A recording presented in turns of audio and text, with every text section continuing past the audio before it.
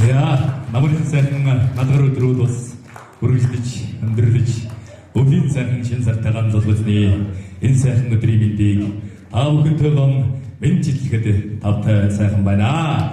Ингээ та бүхэн өнөөдөр Монгол Батлын өдөр Монгол хэмэр тоглолтод нүрцэн ирсэн эрхэм сайхан зам болон та бүхнийхөө хаан амар хатан мэндийг дахин мэдчлэн хиймэстэй. Oh,